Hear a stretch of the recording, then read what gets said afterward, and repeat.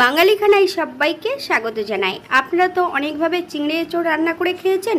একবার আমার মতন করে সহজ পদ্ধতিতে আপনিও শিখে নিতে পারবেন ছোট ছোট টিপস সহ। কম তেল মশলায় আমার মা এখানে কিভাবে অনুষ্ঠান বাড়ির মতন এঁচোড় চিংড়ি রান্না করলো, চলুন সেটা একবার দেখে নেওয়া যাক ভিডিওর মাধ্যমে। তবে এতটাই সুস্বাদু হয়েছিল খেতে, আপনি একবার রান্না করলে বারবার রান্না করবেন।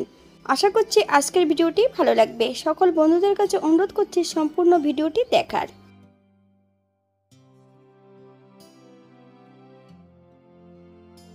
এখানে একটা আমি গোটা এঁচোড় নিয়ে নিয়েছি। এঁচোড়টাকে কেটে পরিষ্কার করে নেব।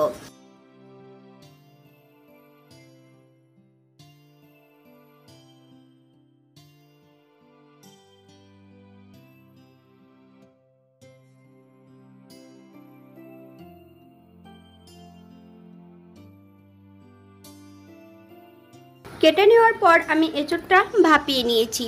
1 চামচ লবণ আর হাফ চামচ হলুদ গুঁড়ো দিয়ে এঁচোড়টাকে ভাপিয়ে নিতে হবে, তবে পুরো সেদ্ধ না করলেই হবে।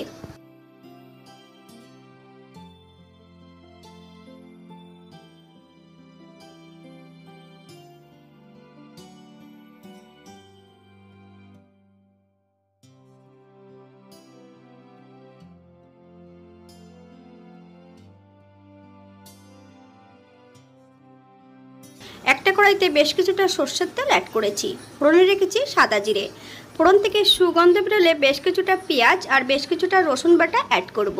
তবে পেঁয়াজ রসুন থেকে যতক্ষণ কাঁচা গন্ধ বেরোবে ততক্ষণ বেশ ভালো করে ভেজে নিতে হবে।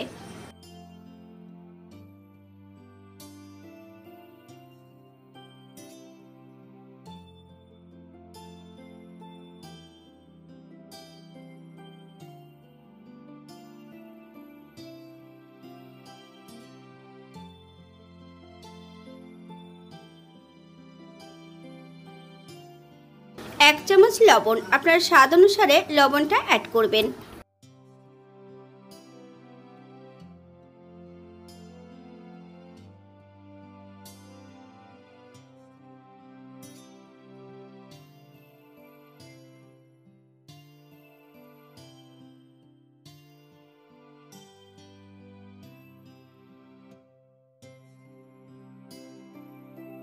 বেশ কিছুটা কাঁচা লঙ্কা, আপনারা যদি পছন্দ করেন তাহলে পরিমাণে বাড়িয়ে দিতে পারেন।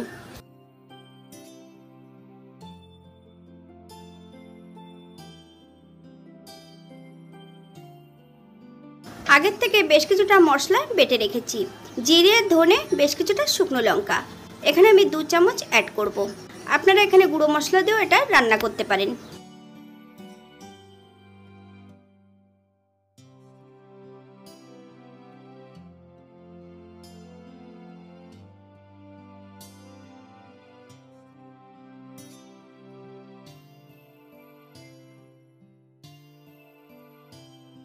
এক চামচ হলুদ গুঁড়ো, আপনারা যদি পছন্দ করেন তাহলে কাশ্মীরি লঙ্কার গুঁড়ো অ্যাড করতে পারেন।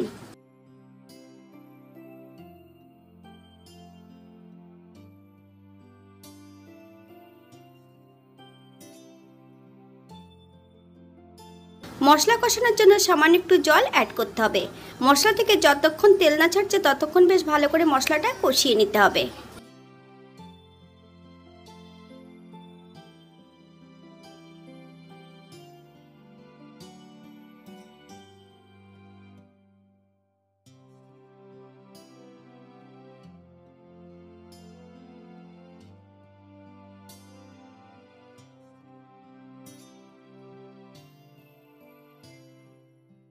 বেশ কিছুটা চিংড়ি মাছ, 1 চামচ আদা বাটা, আপনারা যদি পছন্দ করেন তাহলে পরিমাণে বাড়িয়ে দিতে পারেন।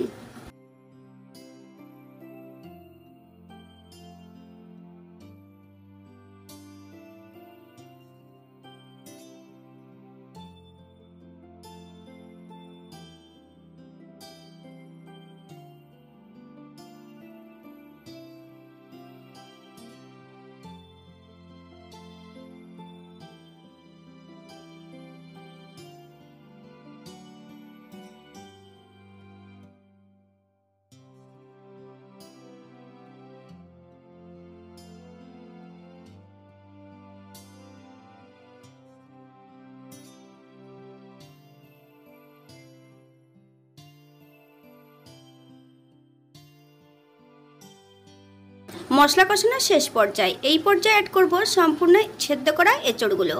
আমি এখানে কিন্তু একটা আলু অ্যাড করেছি, আপনারা যদি পছন্দ করেন তাহলে পরিমাণে বাড়িয়ে দিতে পারেন।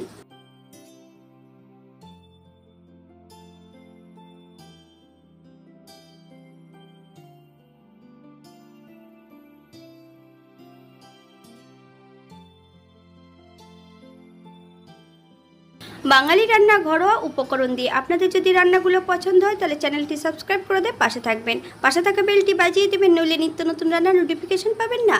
আমার চ্যানেলে এঁচড় কাটার পদ্ধতি দেওয়া আছে, আপনাদের যদি প্রয়োজন হয় তাহলে চ্যানেলটি ঘুরে একবার দেখে নেবেন।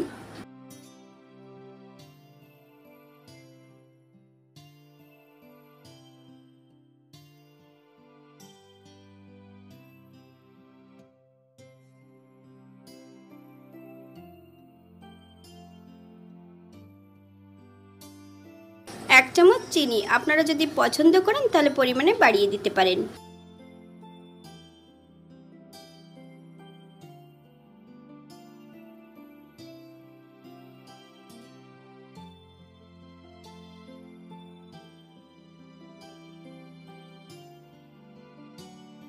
এখানে আমি বাটা গরম মশলা অ্যাড করব, আপনারা যদি পছন্দ করেন তাহলে পরিমাণে বাড়িয়ে দিতে পারেন।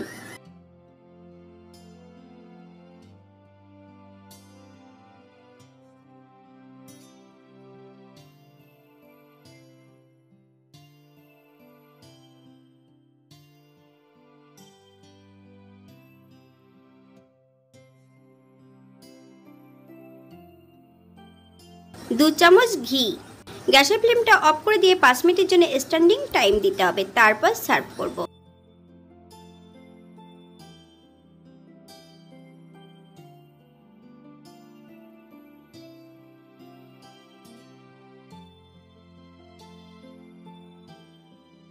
এটা দেখতে যেমন ভারী সুন্দর হয়েছে, এটা গরম ভাতে, রুটি, পরোটা সবকিছুর সঙ্গে অসম্ভব ভালো লাগবে। আপনারা বাড়িতে একবার একই পদ্ধতিতে বানিয়ে নিন এঁচড় কষা। আজকের ভিডিওটি এই পর্যন্ত। সবাই সুস্থ থাকবেন, ভালো থাকবেন। অন্যদিন নতুন রেসিপি নিয়ে আপনাদের সামনে আবার আমি হাজির হব। নতুন ও পুরনো সকল বন্ধুদের অসংখ্য ধন্যবাদ ভিডিওটি দেখার জন্য। হাতে যদি সময় থাকে তাহলে একটা লাইক, কমেন্ট, শেয়ার করবেন।